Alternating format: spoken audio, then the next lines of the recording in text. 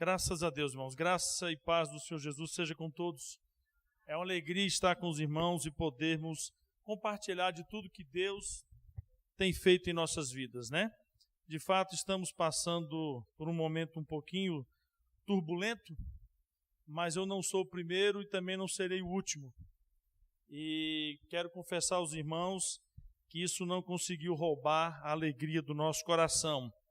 Infelizmente, não é aquilo que um pai gosta de ouvir, mas é aquilo que alguém que conhece a Cristo tem que estar preparado para ouvir. Eu ouvi de tudo um pouco e confesso para os irmãos que cada palavra tinha uma escala de gravidade, né? Quando o médico disse para mim: pai, eu vou ser bem objetivo com o senhor, corre contra o tempo porque seu filho tem um câncer. Dói um pouquinho e é uma dor que o advil não cura porque é na alma. Mas depois também eu ouvi um amigo meu, muito particular, uma pessoa que eu gosto muito, quando ele disse assim: olha, creres e verás a glória de Deus. Não está resolvido. Aquilo que o Senhor tem para fazer na minha casa será feito e muito bem feito. Eu sei em quem tenho crido e Ele é poderoso para fazer infinitamente mais. Os irmãos não precisam pensar que nós estamos esmurecidos e sem fé. Estamos com um amargo na alma, mas com o espírito de pé para a glória do Senhor Jesus. E agradeço principalmente o coração dos irmãos e a alegria com que os irmãos têm nos tratado. Essa igreja, ela faz parte, irmãos, da nossa vida. Eu até disse para o pastor Jesus, todos os milagres que eu vivi na minha casa passaram por esta igreja. Essa igreja, ela faz parte da nossa vida. Eu me lembro um dos episódios mais interessantes que eu vivi aqui com os irmãos, que poucas pessoas sabem, né? Eu estava sentado exatamente onde o João Alves está sentado agora, minha esposa do meu lado, e no meio do culto, o pastor Moza era o pastor da igreja na época, eu ainda não era pastor. 3 semanas anterior a esse episódio, eu estava sentado naquele último banco lá atrás, era uma conferência que nós estávamos passando na igreja, e uma irmã que veio de fora, de uma outra igreja, que eu também não sei quem me procurou e disse: o senhor que é o pastor da igreja? Eu disse: não, eu não sou o pastor da igreja. Engraçado, é porque eu vi o senhor com cajado, e quem tem cajado é pastor, por isso que eu perguntei. E eu achei estranho, porque eu não era mesmo pastor da igreja. E alguns meses depois, eu estava sentado ali onde eu fiz a menção para os irmãos, e me perturbei com uma pessoa que estava sentado do lado daquela porta e que passou o culto inteiro olhando para mim. Um senhor de cabelos castanhos, ruivo, com um óculos, com uma armação dourada, muito fininha. E eu disse: Suzé, aquele cara está me incomodando, ele não para de olhar para mim. E ela disse: esquece o homem, presta atenção no culto. Mas de vez em quando eu dava uma olhadinha para trás só para ver se ele estava olhando. E o cara olhando para mim. Eu disse: pô, esse cara não está vendo o pastor lá na frente pregando. Mas deixei, passou aquilo ali. E o pastor Moza terminando a mensagem, eu falei: vou dar só mais uma olhadinha para ver se esse cara está olhando de novo. Aí eu olhei para trás, ele olhando para mim de novo. Eu disse: não é possível. E naquele momento, irmãos, o meu corpo foi dividido ao meio. O meu lado direito estava quente e o meu lado esquerdo estava gelado. E eu me incomodei com a sensação térmica dividida do meu corpo e esqueci o homem. Eu falei: Zé, agora o negócio ficou pior. Eu estou com a metade quente e a metade frio. E a minha esposa tem uma sensibilidade muito grande do Espírito de Deus. Ela disse: quem sabe Deus quer falar com você nessa noite? E eu disse: bom, então eu vou pedir um sinal para o Senhor. Quando o pastor Moza for terminar a oração, que ele for dar a bênção apostólica, ele vai me chamar para fazer a oração final. Coisa que não era comum na igreja. E terminou o culto, ele disse: bom, irmãos, vamos fazer a oração final para encerrar o culto desta noite? Mas eu vou pedir ao irmão Rogério que faça essa oração para nós. Falei: bom, então Deus quer falar, mas o culto acabou. Deve ser no culto que vem. E eu me lembro perfeitamente, quando eu terminei a oração, fiquei com os irmãos conversando aqui na frente. Eu não sou muito de ficar batendo papo, mas naquele dia eu fiquei. E a igreja foi se esvaziando e os irmãos foram indo embora. E eu comecei a subir o corredor deste lado, e na altura onde está o Silvio, O homem que passou o culto inteiro olhando para mim estava de pé, olhando para mim, me esperando chegar. Foi dentro desta igreja, no ano de 1994.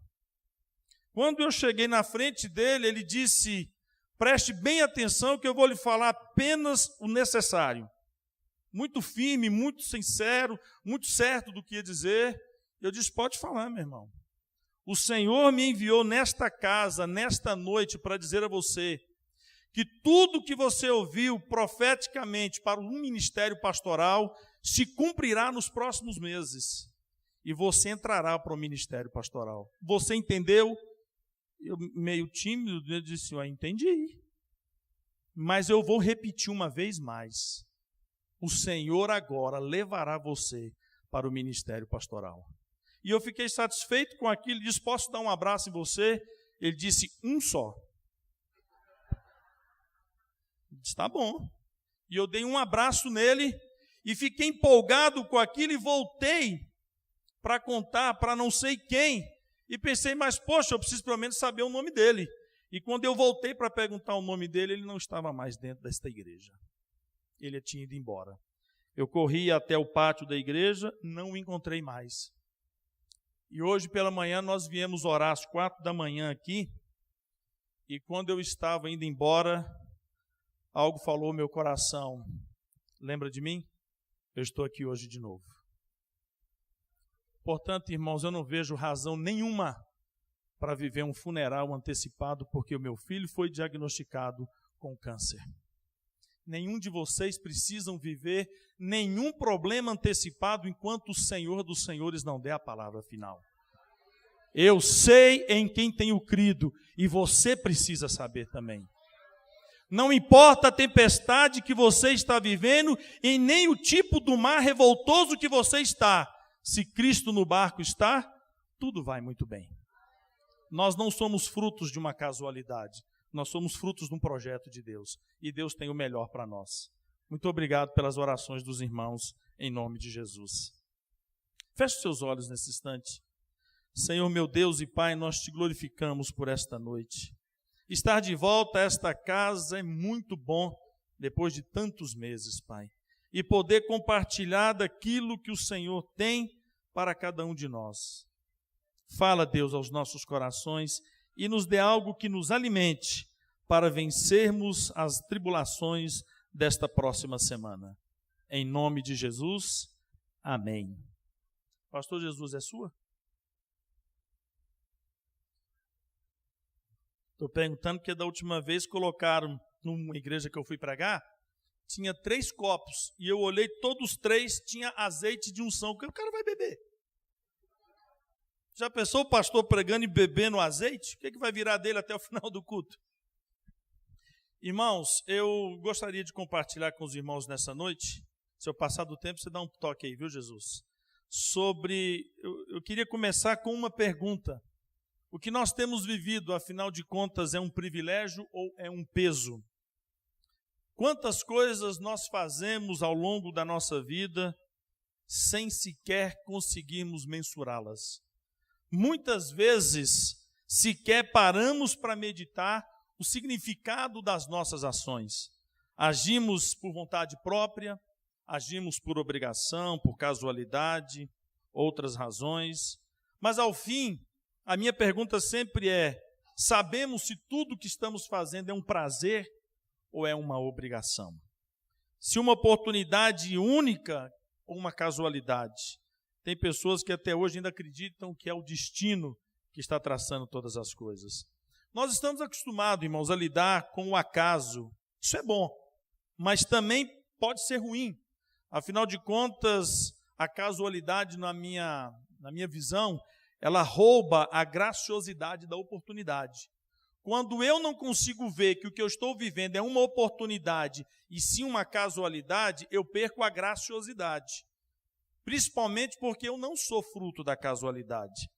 Eu gosto muito de um exemplo de um fato que aconteceu nos Estados Unidos em 1905 com um rapazinho de 11 anos. O nome dele é Frank Epperson. Um menino como qualquer outro com 11 anos de idade. Ele, numa certa manhã, ele decidiu fazer um refresco com água e pó de guaraná e adoçá-lo. E um colega chamou ele lá do lado de fora, na Califórnia, numa manhã muito fria, e ele saiu para atender o colega e colocou o copo de suco dele na varanda, e saiu. Quando ele voltou, ele lembrou do refresco dele, mas estava congelado por causa daquele frio naquele período. E ele viu, bom, se não estava para beber, então eu vou chupar. E ele puxou o palito que estava endurecido no gelo que ele havia usado para mexer aquele suco e começou a chupar o suco. Alguns gritaram com ele, perguntou se ele estava maluco, o que ele estava fazendo. Mas o certo, irmãos, que casualmente ele chupou o suco dele. E em 1923 ele fez a mesma brincadeira para um grupo de bombeiros num período de muito calor. E um homem viu aquilo e disse: eu gostei desse negócio. Para o Frank Epperson foi só uma casualidade. E quando nós olhamos para os momentos e só acreditamos no casual, a gente perde a graciosidade da oportunidade. E um homem então decidiu pegar aquela brincadeira dele e criou um negócio chamado Pop Cycle Ice Pops. Você já ouviu falar nisso? Não. Mas todos os anos, só nos Estados Unidos, são consumidos 2 bilhões de unidades disso aqui. E não se sabe no mundo inteiro quantas pessoas todos os anos chupam picolé. Foi a primeira vez na história que o picolé nasceu, por uma casualidade. Só que o Frank Epperson não aproveitou da oportunidade, mas o homem que viu a casualidade na vida dele, uma grande oportunidade. Nós precisamos de entender se a nossa vida ela é uma casualidade ou uma vida projetada. Histórias como essa desse rapaz se juntam, irmãos, a milhares de outras, onde a casualidade acaba nos auxiliando de alguma forma. Agora, eu acredito assim, é praticamente impossível nós desvincularmos a vida espiritual da nossa vida diária. E se eu, humanamente falando, for muito casualístico, eu também vou ser espiritualmente assim. Se eu for uma pessoa que acredito que tudo na minha vida é uma casualidade, ou uma fatalidade, ou o destino, a minha vida espiritual vai ser tão ruim quanto a minha vida humana. E eu começo a me perguntar, irmãos, se dentro da igreja, se nós temos uma visão clara do que é o reino de Deus. Se nós sabemos qual é a diferença de servir a Deus ou não. Será que eu sei para o que é que eu fui chamado? Você sabe para o que é que você foi chamado? Ou será que ainda nós acreditamos que tudo é fruto do acaso? Você consegue se lembrar quando foi que você teve o seu encontro com Cristo? Isso, evidentemente, se você já teve, né? Porque eu, como pastor, sei que em nossas igrejas tem muitas pessoas que frequentam nossas igrejas, mas ainda não tiveram encontro com Cristo. Sei de muitos jovens que gostam de vir à igreja, mas dividem suas vidas com a carnalidade, com o pecado. Muitos jovens que aprendem a vir à igreja porque os pais vêm desde pequeno e não valorizam o fruto da vida espiritual. Será que eu sei o que Deus quer da minha vida? Será que você sabe o que Deus tem para você? Abra sua Bíblia no Salmo 139, por gentileza. É um salmo muito conhecido, mas independente disso, eu quero ler este salmo com os irmãos. Você imagina que algo foi planejado ou simplesmente aconteceu na sua vida? Você estaria no lugar certo, no momento certo, ouvindo a pessoa certa? Ou casualmente você passou num lugar onde pregava o evangelho e você decidiu a crer? Salmo 139.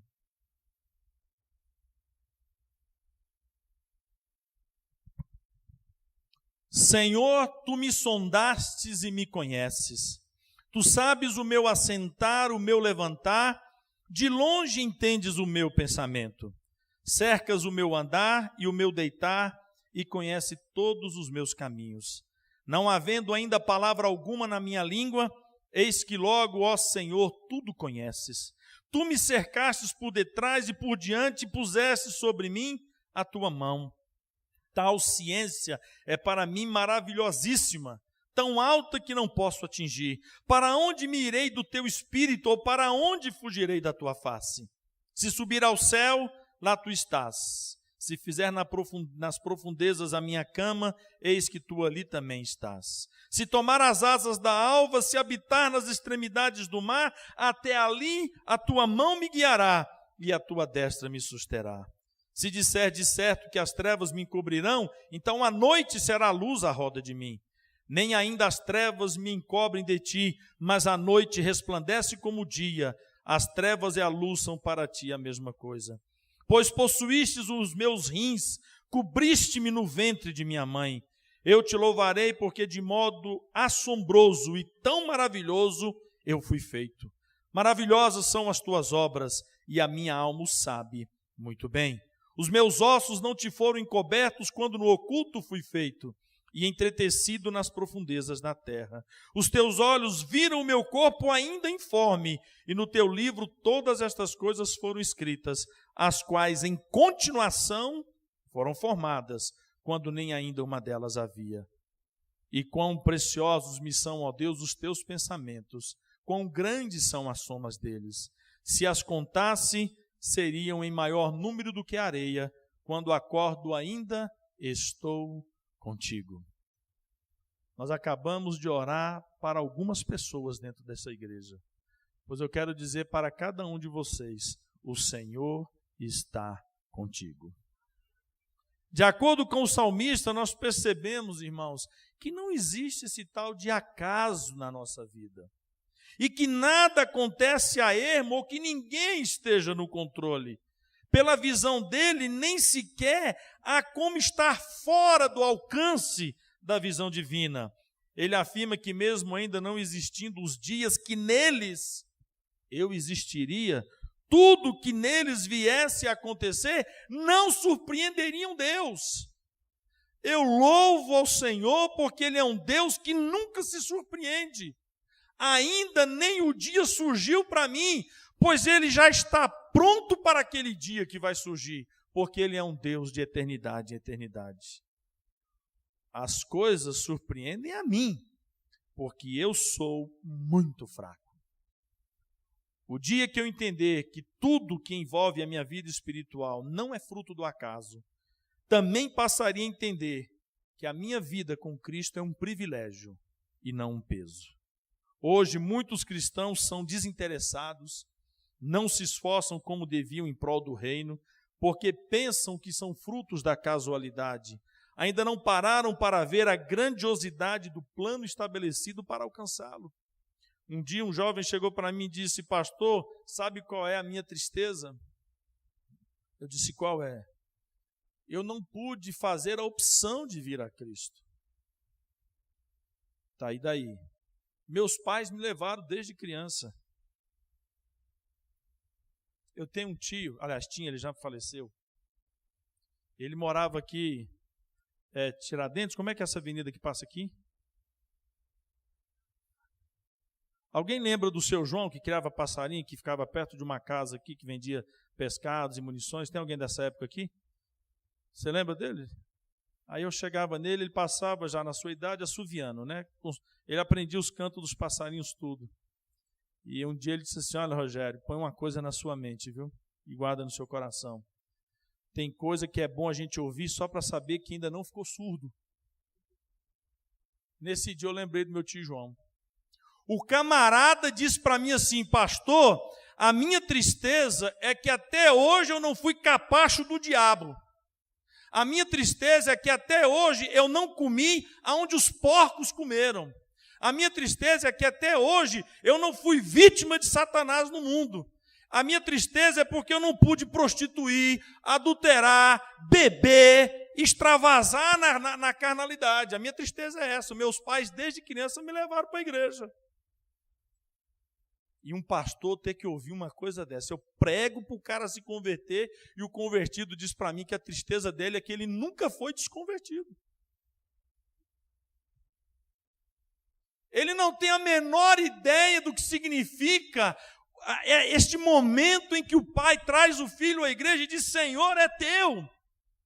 Os nossos filhos que crescem dentro da igreja não conhecem o peso da cruz e nem o valor do sangue de Cristo, porque eles pensam que é fácil, como foi fácil para eles. eles são os mais privilegiados de todos e se colocam na condição dos prejudicados. Eu não fui na boate.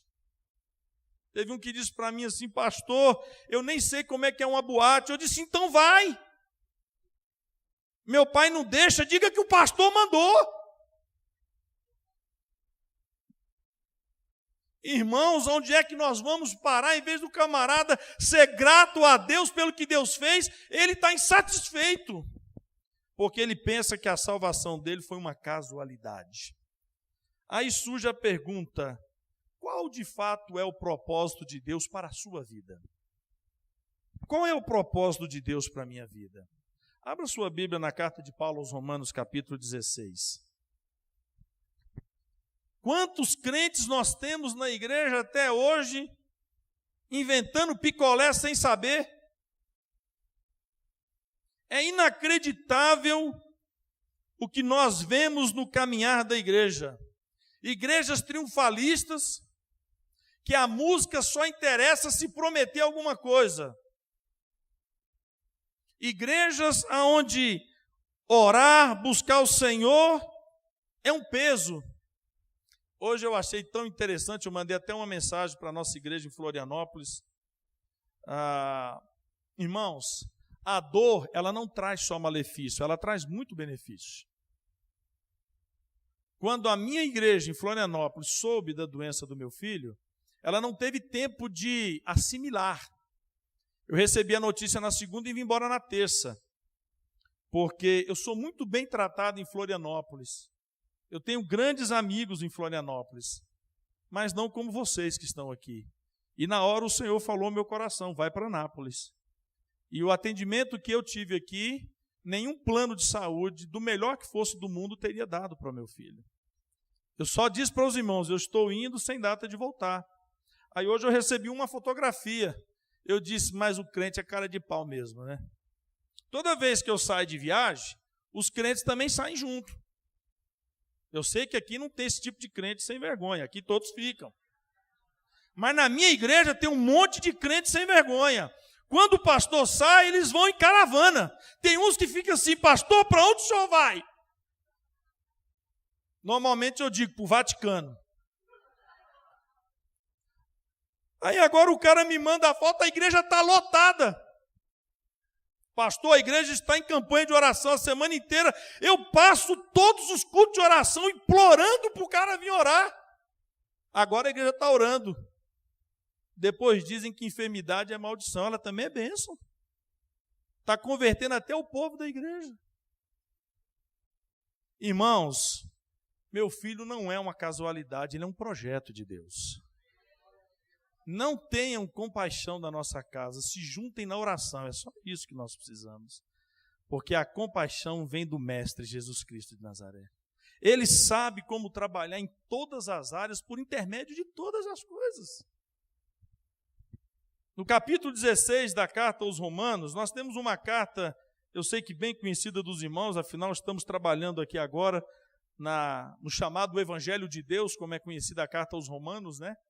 A carta mais influente, pelo menos na vida de muitos pais da igreja, tanto em Lutero, Calvino e tantos outros homens também. E, na verdade, temos aqui uma carta de recomendação para uma irmã, chamada Febe, né? Recomendo-vos, pois, Febe, nossa irmã, a qual serve na igreja que está em Sencreia.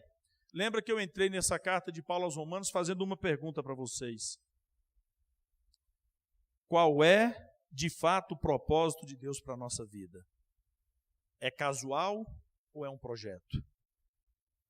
E aí ele diz no versículo 2: para que a recebais no Senhor como convém aos santos e ajudeis em qualquer coisa que de vós necessitar, porque tenho hospedado a muitos como também a mim mesmo. O apóstolo Paulo, ele usa no início desse capítulo uma expressão epistolar muito habitual para apresentar um amigo a outros conhecidos. Quando ele diz, recomendo-vos, ele está usando um termo grego, synesteme, que também deu a origem à palavra sistema, que dá muita sugestividade de que Paulo queria que Febe chegasse para ser parte do sistema. Nós somos parte de um projeto de Deus que engloba todo mundo, irmãos. Porque nós somos um projeto, nós não somos uma casualidade.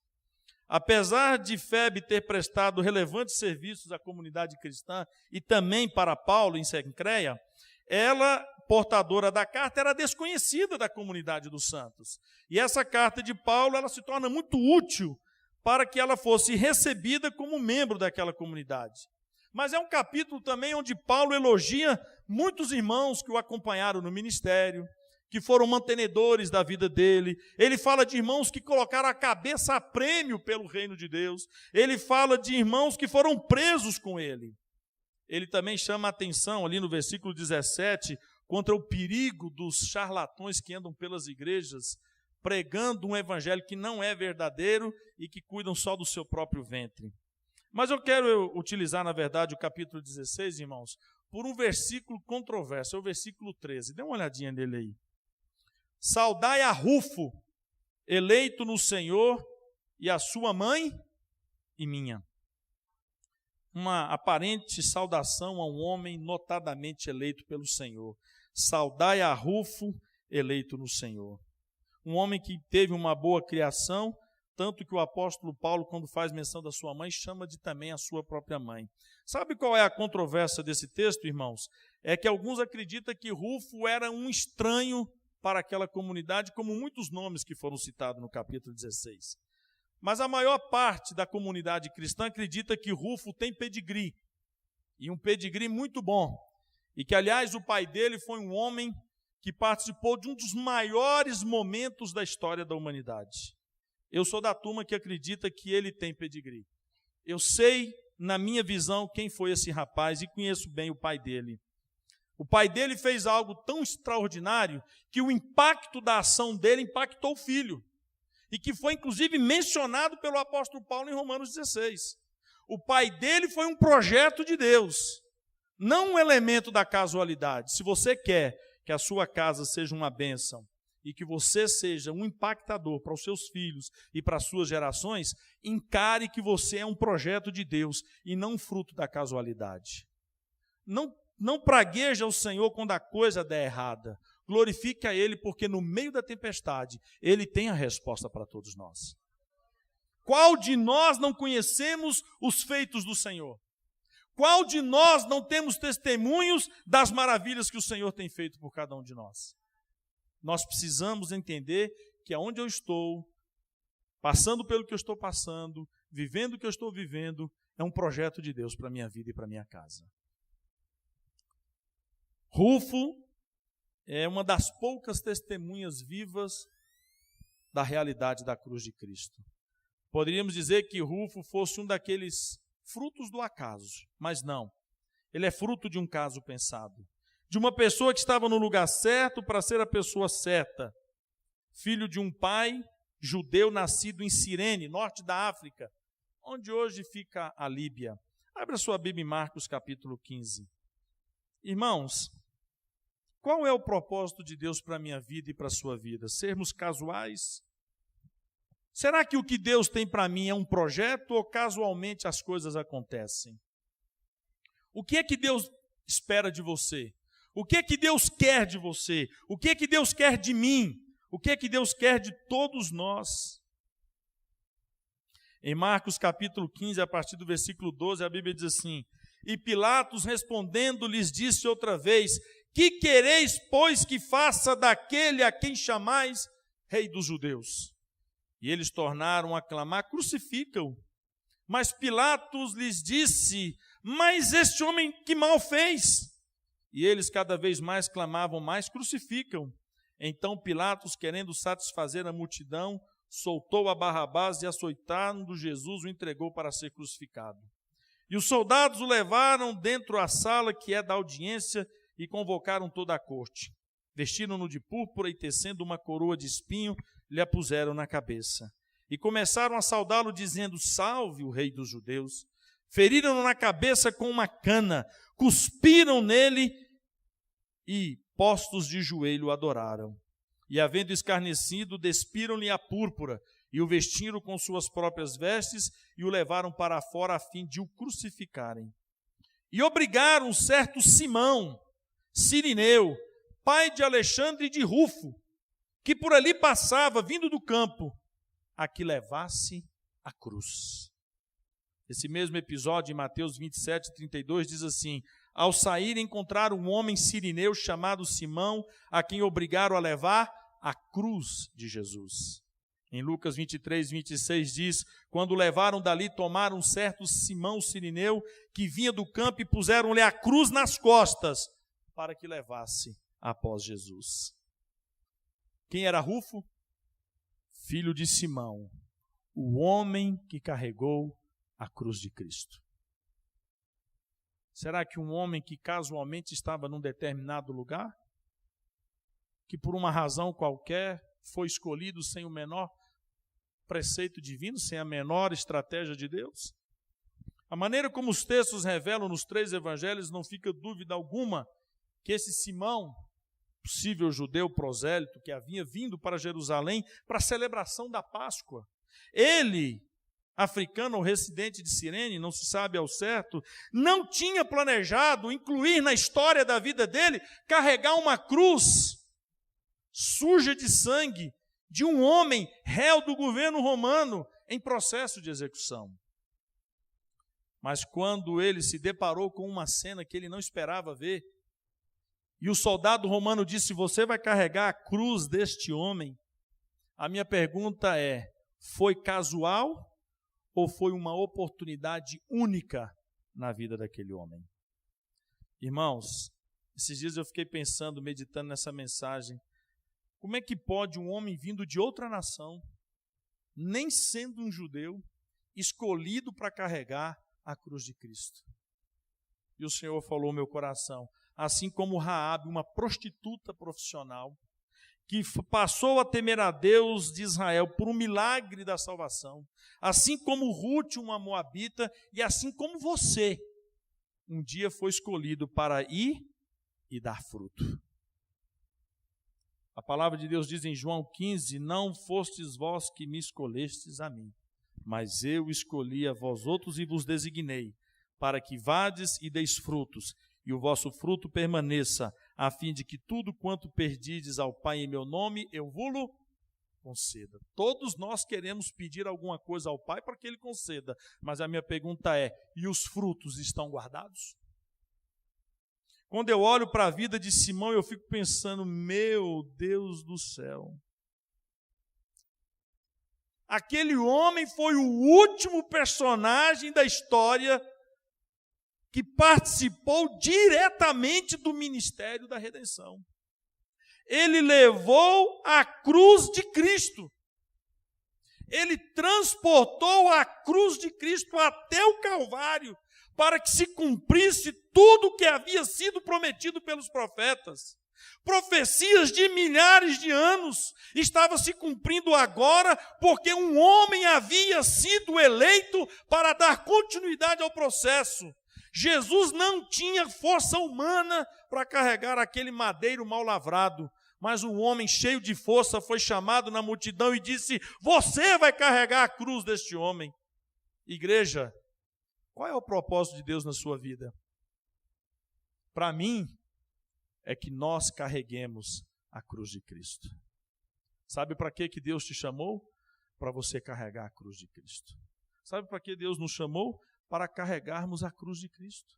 Se não houver quem carregue a cruz de Cristo, não haverá uma cruz que traga uma mensagem que salva, liberta, regenera, transforma, que cura, que santifica, que ressuscita, que faz tantas coisas.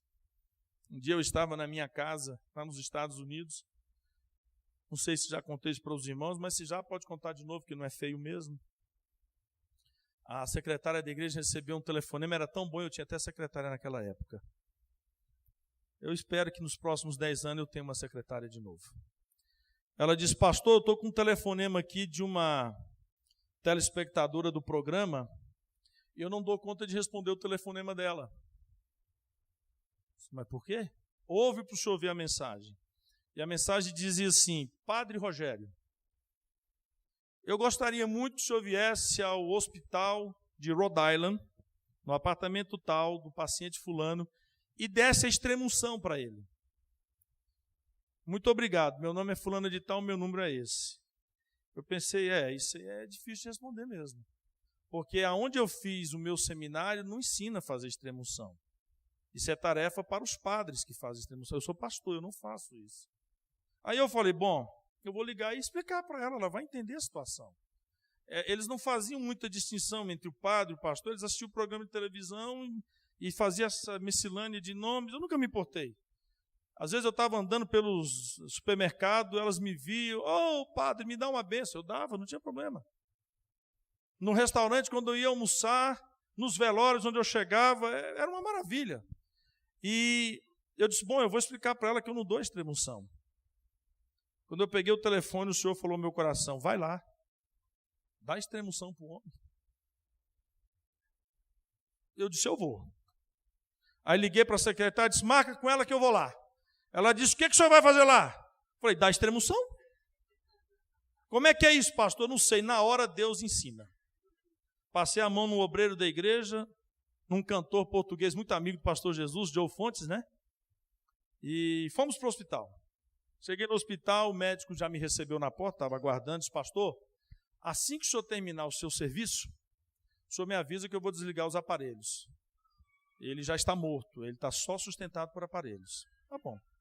Eu entrei no quarto do homem, a esposa dele ficou muito satisfeita da gente ter atendido o pedido dela, e eu me aproximei da cama e fiquei pensando, agora como é que faz esse negócio? Eu fiquei pensando, como é que eu vou fazer isso agora? Aí eu lembrei do pastor Vilarindo. O pastor Vilarindo disse que chegava perto dos leitos dos caras na UTI e conversava com eles. Eu vou fazer a mesma coisa. Aí eu peguei na mão dele e disse, olha, senhor João, eu vim aqui atendendo um pedido de sua esposa. E na hora o Senhor falou, vai direto, prega o evangelho para esse homem. Aí eu comecei a falar para ele, desde o nascimento de Jesus até a crucificação e a ressurreição dele. Gastei uns 15 minutos, e a mulher sentada, eu falava para o marido, ela olhava para o filho como quem diz, não é isso que eu queria não. Mas eu continuei, e eu me empolguei. Eu falei, agora eu vou fazer uma oração de confissão e o senhor repete comigo. Aí eu pensei, não, repete assim, em espírito. Eu pensei, o cara, nesse estado, repetir vai dar problema. Mas aí eu comecei, eu vou falar e vou dar uma pausa para o senhor repetir. Senhor Jesus, aí dava um tempo para ele. Eu entrego, dava um tempo. A minha vida, e assim fui até terminar a oração. Eu não sei por que razão, irmãos, eu disse assim para ele, seu João, para sua esposa saber que o senhor ouviu tudo que eu falei, e que o senhor fez a entrega de fé para Cristo, dá um sinal para ela. E eu fiquei olhando para ele com aquela expectativa de que desse um sinal. Já tinha mais de 30 dias que ele não mexia mais nenhum músculo do corpo. As enfermeiras faziam fisioterapia com a cabeça para não deixar o pescoço endurecer, porque ele não mexia mais. Ele com a cabeça virada para o lado direito de onde eu estava na cama, ele pôs a cabeça reta e fez um sinal de sim e voltou com a cabeça. Eu fiquei com tanta vergonha de Deus na hora. Naquela hora eu fiquei pensando, se ninguém tivesse aceitado trazer a cruz de Cristo nesse quarto, ele teria morrido sem ouvir a palavra da salvação. Eu saí, os médicos desligaram o aparelho, o homem abriu os olhos, foi para a fisioterapia e voltou para casa. Eu nunca tinha passado por aquilo na minha vida. Agora eu dou extrema-unção para todo mundo. Se isso é extrema-unção, pode me chamar. Isaías fala no capítulo 53, verso 1. Quem deu crédito à nossa pregação? E a quem se manifestou o braço do Senhor? Porque fui subindo como renovo perante ele, e como raiz de uma terra seca, não tinha beleza nem formosura, olhando nós para ele não havia boa aparência, nem para que o desejássemos. Ora desprezado e o mais rejeitado entre os homens, homem de dores experimentado nos trabalhos, e como um de quem os homens escondiam o rosto, era desprezado e não fizemos dele caso algum. Verdadeiramente ele tomou sobre si as nossas enfermidades, as nossas dores levou sobre si, e nós o reputávamos por aflito, ferido de Deus e oprimido. Mas ele foi ferido por causa das nossas transgressões e moído por causa das nossas iniquidades. O castigo que nos traz a paz estava sobre ele, e pelas suas pisaduras fomos sarados. Todos nós andávamos desgarrados como ovelhas, cada um se desviava pelo seu caminho, mas o Senhor fez cair sobre ele a iniquidade de todos nós. Ele foi oprimido e afligido, mas não abriu a sua boca. Como um cordeiro foi levado ao matadouro, e como uma ovelha muda perante os seus tosqueadores, assim ele não abriu a sua boca. Da opressão e do juízo foi tirado. E quem contará o tempo da sua vida, porquanto foi cortado da terra dos viventes, pela transgressão do meu povo ele foi atingido. E puseram a sua sepultura com os ímpios, e com o rico na sua morte, ainda que nunca cometeu injustiça, nem houve engano na sua boca. Todavia o Senhor agradou moê-lo, fazendo-o enfermar. Quando a sua alma se puser por expiação do pecado, verá a sua posteridade, prolongará os seus dias, e o bom prazer do Senhor prosperará na sua mão. Ele verá o fruto do trabalho da sua alma, ficará satisfeito com o seu conhecimento. O meu servo, o justo, justificará a muitos, porque as iniquidades deles levará sobre si. Por isso lhe darei a parte de muitos, e com os poderosos repartirá ele o despojo, porquanto derramou a sua alma na morte, e foi contado com os transgressores, mas ele levou sobre si o pecado de muitos e intercedeu pelos transgressores. Irmãos, a cruz de Cristo é a nossa cruz. Sabe qual é o propósito de Deus para a sua vida? Que você carregue a cruz de Cristo. Você só pode fazer isso se você for uma pessoa que transmita esse Cristo aonde você estiver. Eu não tenho dúvida que, independente de quem levasse a cruz, o objetivo teria sido alcançado. Pois o mais importante não é levar, é assumir a cruz. Cristo assumiu. Mas pense qual é de fato o propósito de Deus para a sua vida. Eu acredito, irmãos, apenas que você carregue a cruz de Cristo. Tudo o que aconteceu com você, a maneira como você foi trabalhado, a sua eleição, o seu chamado, seu encontro com Cristo, tudo tinha um horário, um lugar marcado. Você não é fruto do acaso, você é um projeto de Deus. Simão não foi escolhido por um acaso. Ele era o homem que Deus queria que carregasse a cruz de Cristo. Nós somos a igreja que Deus quer que carregue a cruz de Cristo. Na alegria ou na dor, na saúde, na pobreza, na riqueza, onde quer que seja, eu tenho que carregar a cruz de Cristo. Sabe para o que é que Deus te chamou? Para você carregar a cruz de Cristo. Sabe por que ainda tem crentes que acham isso difícil? Porque ele ainda acha que a salvação dele foi uma casualidade e não um projeto de Deus. Eu fico olhando para Simão, irmãos. Foi o primeiro beneficiado pelo sangue de Cristo na cruz do Calvário, porque ele sentiu aquele sangue nele, quando ele carregou a cruz de Cristo.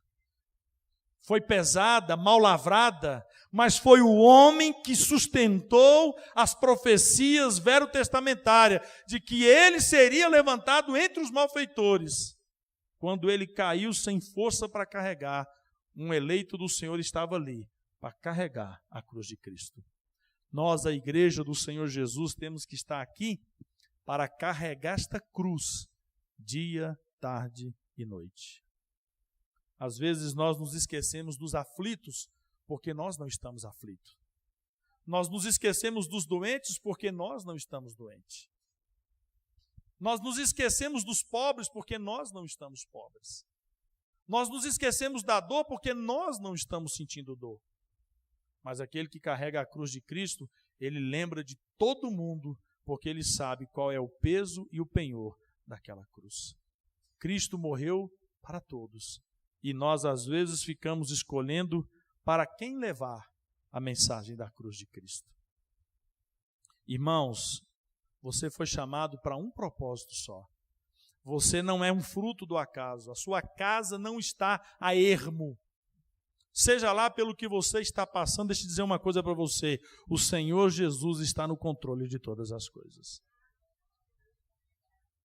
Não importa o que você está vivendo, Cristo é o Senhor da sua vida. Acaso você não sabe quem Ele é, do que Ele faz e do que Ele é capaz? Quem não conhece o episódio da tempestade no mar em que Jesus dormia calmamente, os discípulos estavam apavorados.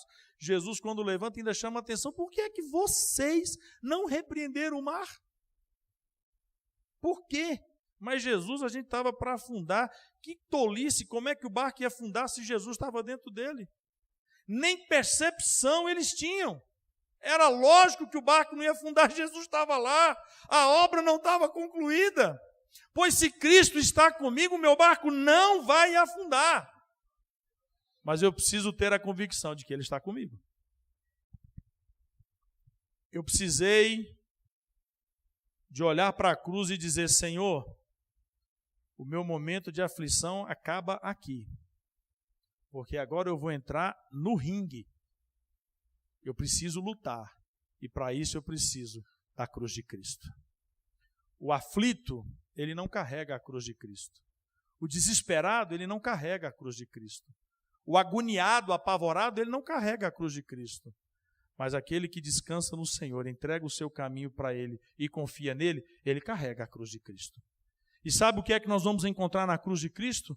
A salvação, a redenção, a cura, a paz, a alegria e a misericórdia de Deus. Você precisa disso? Você necessita da cruz de Cristo? Você reconhece que você não tem carregado a cruz de Cristo? Depois eu fiquei pensando: e quantas vezes eu deixei o doente entrar e sair como queria? Quantas vezes eu deixei o aflito entrar e sair? Uma vez uma senhora chegou para mim em Florianópolis, na primeira temporada minha, porque a vida de pastor é quase uma série de televisão, são temporadas, né? Então a minha primeira temporada em Florianópolis, quando eu fui embora daqui de Anápolis, ainda no início de ministério, né? Eu, todo empolgado, era a minha primeira igreja, que eu fui pastor da congregação, e foi muito bom. Aí uma mulher chegou para mim e disse assim: pastor, a minha irmã queria saber se o senhor pode orar por ela. Eu disse: claro, maravilha. O que é o problema dela? Não, ela está com um tumor debaixo da espinha, você não lembra onde era. E o médico já desenganou, disse que não tem solução para ela. Não, então vamos orar por ela, mas tem um negócio que eu preciso dizer para o senhor.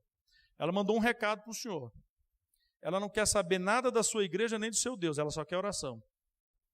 Eu falei: ué, o que ela vem fazer aqui? Não, ela já foi por tudo quanto é lugar, agora ela quer aqui. É tipo assim, qualquer remédio vale. Mas a mulher era da igreja, eu fiquei naquele sentimento assim, vou dizer que não? Eu não tenho esse estilo Shiloar de ser, né? Eu disse para ela: tá atrás sua irmã, mas contrariado até na alma. Quando eu olhei a mulher, meu Deus, que situação estava aquela senhora. E em vez de me compadecer, eu disse: bem feito. Assim mesmo. Não quer nada com Deus, não quer com a igreja, é assim. Chegou na hora de orar, eu estiquei o culto para ver se ela cansava e ia embora. Porque eu não queria mais orar por ela. Eu vou orar. Uma mulher disse claramente: não quero tua igreja, não quero teu Deus, para que é que eu vou orar? Era o pensamento de quem ainda não tinha aprendido a carregar a cruz de Cristo. Jesus lá na cruz disse: Pai, perdoa-lhes, eles não sabem o que fazem. A cruz de Cristo, ela é movida por amor. Quando aquela mulher chegou na frente, eu fiz assim: Pai, o Senhor está vendo o estado cadavérico dessa mulher? O Senhor tem misericórdia e abençoe em nome de Jesus. Amém, minha irmã, Deus te abençoe. Falei: não quer nada mesmo, então oração tipo adivinho resolve. Que aquela oração teológica que a gente prepara é quando a gente pensa que ela vai fazer o efeito. Se a mulher não quer. Segunda-feira ela foi para o hospital. Na terça a irmã dela me procurou: pastor, preciso falar com o senhor sobre a minha irmã. Eu disse, pensei comigo: velório eu não faço. Isso eu vou me recusar. Pode falar, minha irmã. Pastor, deu um problema lá no hospital. Sabe aquela oração que o senhor fez aqui no domingo? Pensei, deu certo. Abriram a mulher para tirar o tumor desapareceu de domingo para segunda. Fecharam a mulher, fizeram ressonância, fizeram tomografia, não acha mais. Eu disse: é verdade? É. E ela mandou agradecer, que ela disse que nem volta aqui mais. Mas ela foi honesta, ela tinha dito que só queria aquilo. E o Senhor falou comigo: está vendo? Não é você não, sou eu. Paulo fala aos Romanos capítulo 9, o Senhor se compadece de quem Ele quer se compadecer. Quem carrega a cruz de Cristo não olha a cara do elemento, ele leva a cruz para o elemento. Nós somos a igreja que carregamos a cruz de Cristo, irmãos. E não importa o que nós temos que enfrentar, ela tem que chegar até o destino final. Amém? Amém? Feche os seus olhos, deixe-me fazer uma oração com os irmãos.